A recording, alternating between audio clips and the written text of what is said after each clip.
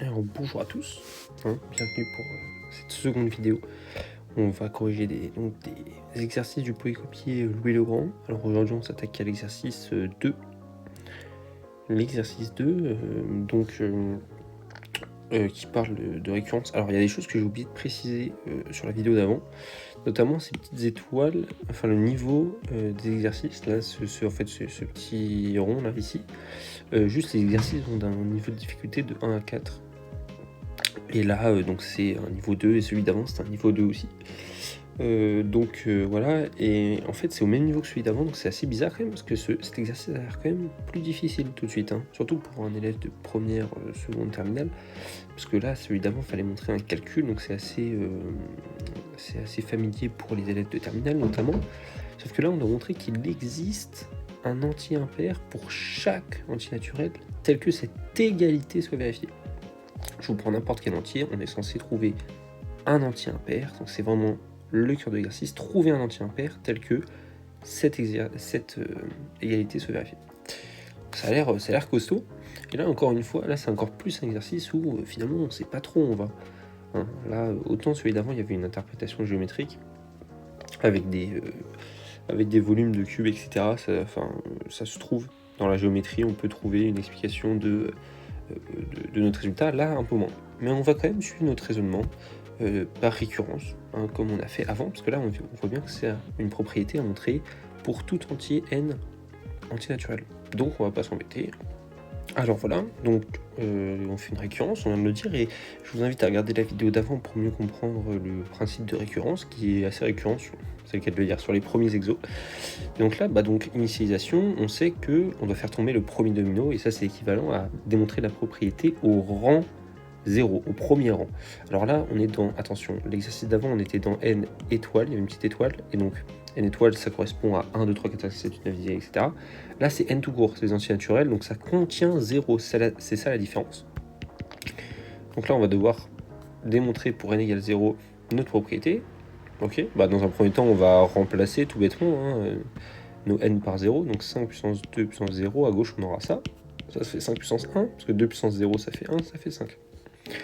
Ok, on prend la priorité sur, bien sûr, sur l'exposant, on fait pas 5 puissance 2 en premier, puis après puissance 0, sinon ça ferait 1, c'est pas le cas. Et d'un autre côté, donc de l'équation, on aura, là on raisonne un petit peu, on peut mettre d'un côté, on raisonne un petit peu comme à l'exo d'avant, et de l'autre côté on aura 1 plus lambda 0, oui je sais pas ce qu'il vaut, l'indice 0 c'est effectivement, l'indice 0 c'est juste pour se repérer, ça n'a rien à voir avec un calcul quelconque. Et donc d'un autre côté de l'équation on aura cela, si je remplace n par 0, voilà, vous aurez 2 puissance 2 qui fait 4. Et moi je veux trouver, alors il faut bien se rappeler de ce qu'on veut, un entier impair tel que ça égale ça. Bon, si on veut, on peut écrire ça égale ça entre guillemets, ça égale ça égale ça. D'accord. Bon là c'est même une équation, si vous voulez, c'est une équation à une inconnue, on peut l'appeler x lui. Et si on résout, on aura lambda 0 égale 1. Et on a de la chance, parce qu'en fait ce lambda 0 qu'on a, il est impair. Et donc du coup, c'est bon. Donc on a bien trouvé notre entier impair qui vérifie 1 plus lambda 0, 1 plus tout ça en fait, finalement. On vient de trouver l'entier qui vérifie, donc c'est top. Ok, donc alors là j'ai marqué du coup la conclusion qu'on avait, on a trouvé un entier impair tel que cela est vérifié, donc pour n égale 0 si vous préférez, pour le premier rang, donc l'initialisation est vérifiée. Ensuite, on passe à l'hérédité, comme on a fait à la vidéo d'avant, je vous le renvoie. On a dit que on veut montrer que si je fais tomber le domino 1, tous les autres dominos tombent. Qu'est-ce qu'il faut que je montre ? Il faut montrer que si j'en fais tomber 1, si je fais tomber le nème, et le n plus unième va tomber. Mais ok, ça marche seulement si j'en fais tomber 1, si je fais tomber le premier en fait. Donc il faut montrer que le premier tombe. Donc là, ça revient à l'initialisation, que le premier tombe. Ça faut montrer que la propriété est vérifiée au rang 0, et ça faut montrer que si j'en fais tomber un, l'autre tombe. Donc ça c'est l'hérédité, l'hérédité ça se transmet quoi, la propriété se transmet quelque part, c'est un peu cette logique là. Ok, donc nous on veut montrer maintenant montré hérédité, on suppose une propriété vraie pour un certain rang n appartenant à n. Et donc là, j'ai recopié ce qu'on avait dans l'énoncé. Ça veut dire il existe. Si vous n'êtes pas familier avec cette notation mathématique, c'est quand même plus pratique. Et on veut ça. Et nous, d'accord, toujours la même logique que dans la vidéo d'avant, on veut montrer ça au rang n plus 1, avec des opérations mathématiques. On veut montrer ça. Je remplace les n par n plus 1. Nous, c'est ça ce qu'on veut montrer. n plus 1 plus 2, ça fait 3, quoi. Voilà. Comment on peut faire pour passer de là à là? Et là, c'est l'histoire du squelette et de l'identification. Il faut trouver comment passer de l'un à l'autre. Et je pourrais me dire d'abord, on va regarder le membre de droite et je vais essayer de le transformer. Et puis très vite, on se dit, en fait, c'est compliqué. Pourquoi c'est compliqué? Parce que l'entier impair, il faut montrer qu'il existe un entier impair tel que ce truc soit vérifié. Donc là, si je veux passer de là à là, il faut que je connaisse la façon de passer de cet entier impair là à cet entier impair là. Ah, c'est compliqué, parce que autant là c'était 1, souvent dans les cas d'initialisation c'est facile. Parce que je le dis, lambda 0 égale 1, voilà, c'est facile, c'est 1. Mais là en fait, ça va sûrement être quelque chose qui va varier en fonction de n.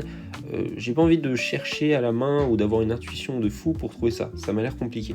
D'accord. Maintenant on va regarder le membre de gauche, peut-être qu'il y a quelque chose de mieux à faire.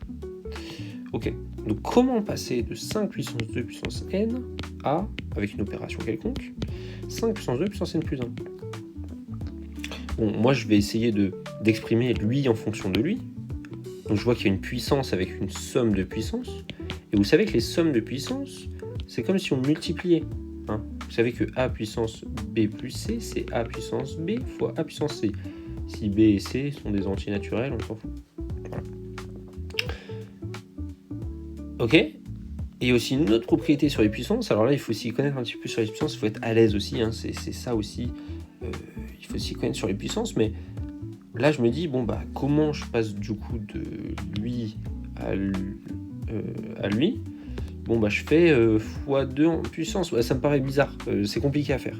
Par contre, je connais une règle sur les puissances qui me dit que a puissance bc, c'est a puissance b, le tout puissance c. Et là, c'est génial.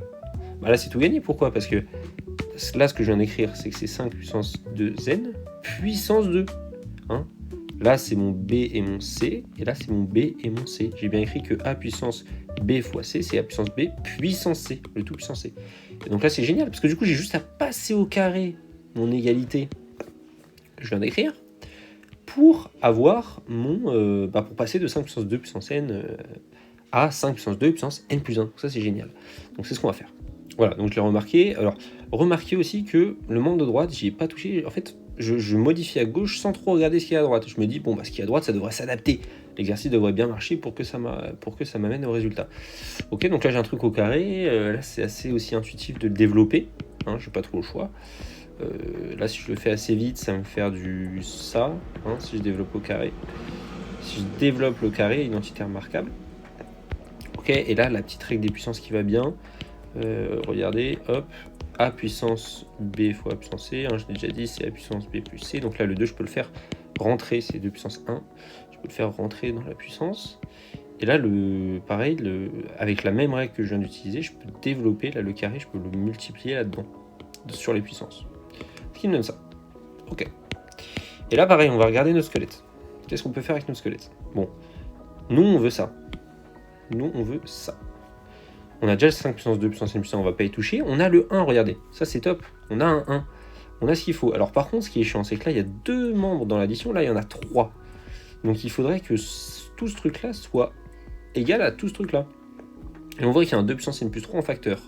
Là, on voit qu'on a un 2 puissance n plus 3, c'est top. Là, on ne l'a pas en facteur. Mais en fait, s'il est caché, quand on regarde bien, regardez, vous allez voir.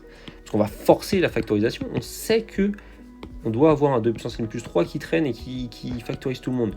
Donc on va forcer la factorisation. Je sais pas où je vais, mais il y a un moment, il va bien vouloir se factoriser, quoi, le pélo, quoi. Donc voilà, hop. Si je fais ça, je force la factorisation. Vous voyez que si je développe là et là, ça me redonne bien 2 puissance 2n plus 4. Et là, je n'ai aucune idée d'où je vais. Je crois que j'ai oublié d'ailleurs un lambda n ici, donc lambda n carré. Mais je sais pas du tout où je vais, mais au moins je me rapproche de mon squelette et c'est vraiment le but. Ok ? Et donc là, juste ce qui me manquerait, c'est que lambda n plus 1, si j'identifie avec ce que j'ai maintenant, j'aimerais bien que ça soit lui. Donc j'aimerais bien remplacer tout ce truc là par lambda indice n plus 1. Mais pour ce faire, il faut évidemment que ça soit un entier impair. Hein, c'est bien la condition de l'exercice, c'est la seule condition. Il faut que ça soit un entier impair tel que ça égale tout ça. Donc on va étudier la parité de cette chose-là. Est-ce que c'est pair ou impair? Parce que là j'en ai aucune idée personnellement. On va regarder. Voilà, donc c'est ce que j'ai marqué, j'ai étudié la parité de cette expression-là. Ok. On a lambda n plus 1 carré de puissance n plus 1. Là, pareil, les réflexes, c'est naturel. Je l'ai parlé à la vidéo d'avant, j'en ai parlé. Factoriser, super important. Là, de toute façon, j'ai aucune idée de ce que je vais faire.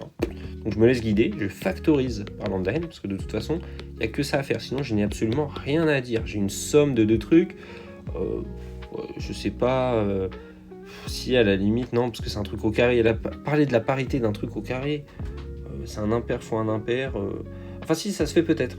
Disons. Mais moi, la factorisation, c'est un truc qui est peut-être pas naturel, mais il faut que ça devienne un réflexe. Donc dans tous les cas, je factorise. Donc je fais les mécanismes qu'on m'a dit, qu'on m'a appris, qui sont importants. Voilà, moi je vous le dis, c'est important. Factoriser, c'est la vie. Je l'ai dit à la vidéo d'avant. Et maintenant, on a ça. On a ça, et je dois étudier la parité de ça. Et donc là, moi, je connais le résultat. Je veux que ce truc-là soit impair. Je veux que lui, on a dit, c'était mon lambda n plus 1. Tout ça. Il est censé être impair, donc là je dois trouver un truc impair. Et j'ai un produit de deux trucs, et là je me dis, est-ce qu'il y a un rapport entre un produit de deux nombres et leur parité? Et oui, en fait. D'ailleurs, ce qu'on peut remarquer, c'est que lui, on sait qu'il est impair. Pourquoi on sait qu'il est impair? C'est l'hypothèse de récurrence. C'était quoi notre hypothèse de récurrence? On a dit qu'on supposait que notre propriété est vérifiée pour un certain rang n. Et ça veut dire quoi? Ça veut dire qu'on suppose qu'il existe un lambda impair tel que ce truc soit vérifié. Et nous on s'en fout, on va juste garder que le lambda n il est impair, c'est super important. Donc notre lambda n est impair par hypothèse de récurrence. Et là on se dit, en fait, pour que notre lambda n plus 1 qui est tout ça soit impair, en fait si vous réfléchissez, si ce truc là est pair, on aura un truc impair fois un truc pair. Et ça c'est un truc pair. Si vous faites gaffe, 3 fois 2 ça fait 6, c'est pair, 9 fois 2, un impair fois un pair, c'est pair. Par contre, si je fais un impair fois un impair, là, j'aurai un impair. Donc il faut que ce truc-là soit impair. Et donc là, j'ai vraiment ma piste de réflexion. Je me dis, on va manipuler le truc pour qu'on ait un impair. C'est quoi un nombre impair? Un nombre impair seconde, c'est un nombre qui s'écrit de la forme 2k plus 1, avec k qui est antinaturel.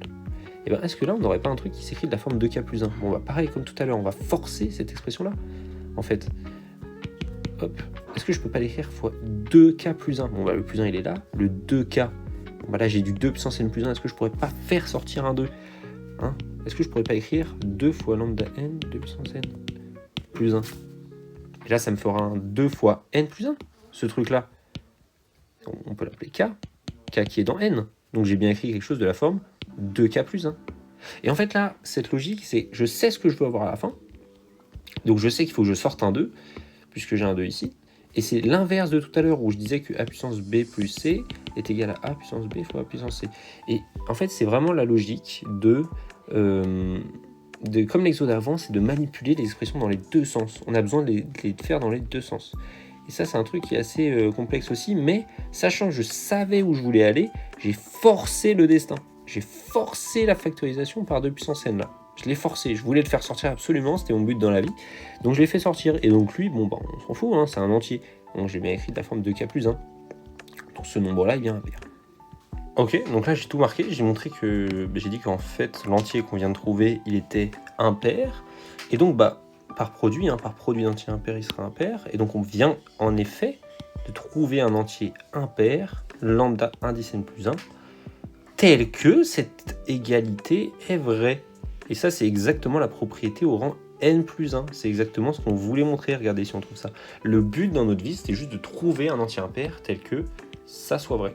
Et on vient de le faire. On vient de montrer que ça égale ça. Ça marche pour un certain entier qu'on a. On a d'ailleurs l'expression de cet entier. On s'en fout un peu, mais lambda indice n plus 1 par rapport à celui d'avant. Et ça me rappelle un petit peu des suites. C'est le principe de suite. Un plus 1 égale f de un pour ceux en terminale ou en première. Et on a un petit peu une expression qui relie l'entier impair suivant avec celui d'avant. D'ailleurs, c'est marrant, mais ça sert pas vraiment à grand chose. Mais voilà. Et donc notre propriété, effectivement, elle est initialisée et héréditaire, donc elle se transmet pour un n et un n plus 1.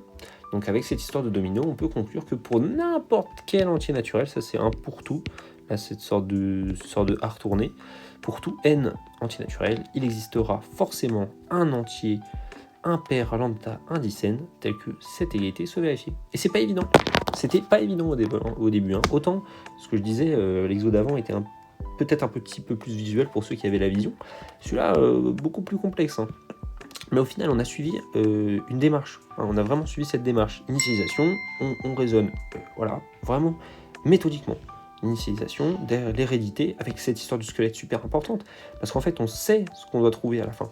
Et c'est ça qui est pratique dans ce raisonnement par récurrence, ce qui ne marche pas forcément pour tous les raisonnements, notamment le raisonnement par l'absurde, et on en parlera après, sûrement plus tard dans les exos quand il y en aura, mais en fait, ce raisonnement par absurde, on ne sait pas vraiment où on va aller. Alors que là, on sait exactement ce qu'on veut à la fin, donc on peut manipuler notre expression. On sait qu'on veut du 5 puissance 2 puissance n plus 1, si je me casse un petit peu la tête, je sais comment passer de 5 puissance 2 puissance n à 5 puissance 2 puissance n plus 1.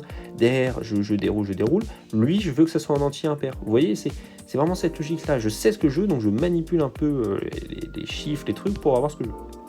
Donc voilà, c'était un petit peu la leçon, le truc à retenir de cet exo, parce qu'en fait, il est beaucoup moins intuitif. Voilà, merci beaucoup d'avoir suivi cette vidéo, et à la prochaine. N'hésitez pas d'ailleurs, si vous avez des commentaires, pour poser des questions sur un truc que vous n'avez pas compris ou quoi. Salut.